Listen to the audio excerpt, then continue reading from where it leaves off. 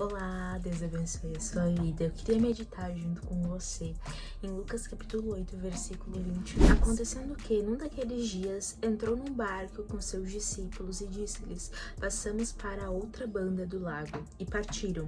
E navegando eles, adormeceu. Preveio uma tempestade de vento no lago e o barco enchia-se d'água, estando eles em perigo. E chegando-se a ele, despertaram, dizendo: Mestre, mestre, estamos perecendo.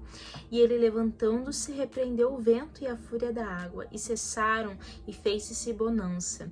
E disse-lhes: Onde está a vossa fé? E eles, temendo, maravilharam-se, dizendo uns aos outros: Quem é este, que até os ventos e a água manda e ele lhe obedece? Existem momentos em que nós passamos por algumas dificuldades e que algumas vezes nós às vezes não conseguimos enxergar a mão de Deus dentro de tudo aquilo que nós estamos passando. Mas a primeira coisa que nós precisamos entender é que não é porque nós não enxergamos a mão do Senhor ou porque não enxergamos o Senhor de fato ali que Ele não está. Muitas vezes Ele está conosco, né? E o que basta pra gente depositar nossa fé nele. A primeira coisa que eu consigo compreender, né? E quem conduziu os discípulos até aquele lago. Os discípulos, eles não atravessaram aquele lago por livre e espontânea vontade, mas atravessaram aquele lago por conta de uma ordem dada a Jesus. Ou seja, quem conduziu eles até aquele local, né? Quem deu a ordem para eles atravessarem aquele lago foi o próprio Jesus. E interligado a isso, eu faço um paralelo com Mateus capítulo 3, quando o Espírito conduz, né, Jesus ao deserto para ser tentado. Existem certas situações, existe certa tempestade, existem certos momentos de caos em nossas vidas que não é ocasionado por Satanás, pelas pessoas, mas pela mão do próprio Deus.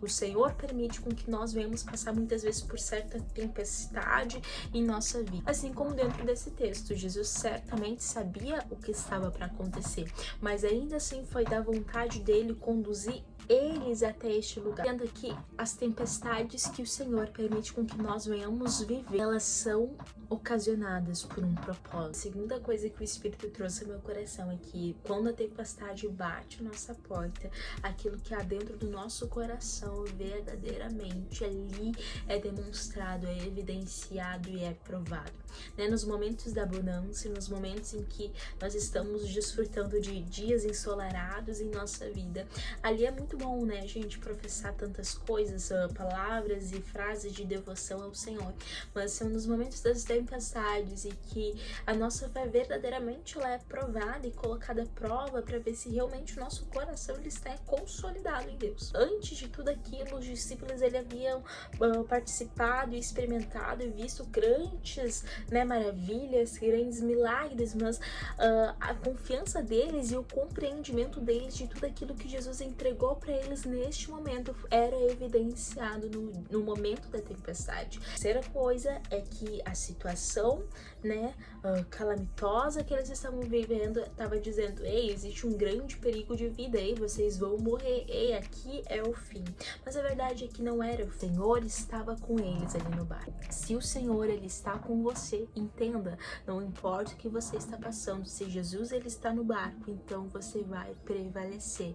Mesmo que o barco porventura afunde, ele vai te fazer andar sobre as águas. Porque entenda, você está debaixo da sombra do Onipotente. A quarta lição é a atitude de Jesus. Enquanto os discípulos estavam apavorados com aquilo que estava acontecendo, Jesus ele estava dormindo, Jesus ele estava descansando. Aqui ele nos entrega uma lição, aqui ele nos entrega um ensinamento. Se você tem convicção de que o Senhor está contigo, se você tem convicção nas promessas de Deus, se você conhece e tem intimidade com o Senhor, pode estar acontecendo o maior vendaval na sua vida, você irá descansar porque você sabe que existe alguém que guarda e que zela por você. Entendo que o que o Senhor ele está nos transmitindo aqui é que essa palavra ela se trata muito mais sobre um relacionamento com Ele do que qualquer outra. Porque quando nós temos um relacionamento consolidado com Deus, conseguimos descansar mesmo diante de todas as tribulações, porque a nossa confiança está depositada nele. Jesus estava firmado baseado nessa certeza, mas os seus discípulos não haviam entendido isso muito bem. Outra coisa que eu consigo compreender dentro dessa situação, quando eu tenho convicção que o Senhor ele está ao meu lado, eu me posiciono em cima das promessas de Deus. Então, quando eu tenho convicção de que o Senhor ele está comigo, eu tomo uma posição baseada nessa verdade.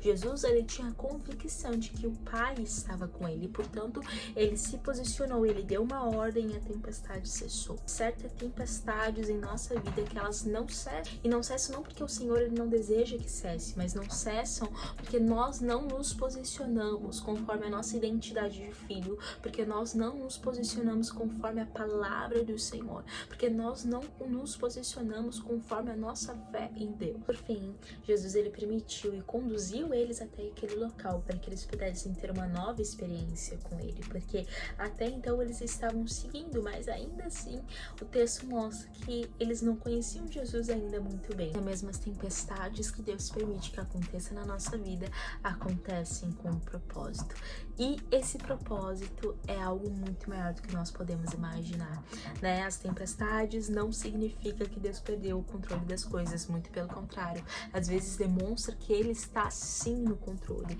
né? E de que ele está te conduzindo. A tempestade faz parte da jornada e faz parte para que a gente possa chegar no outro lado.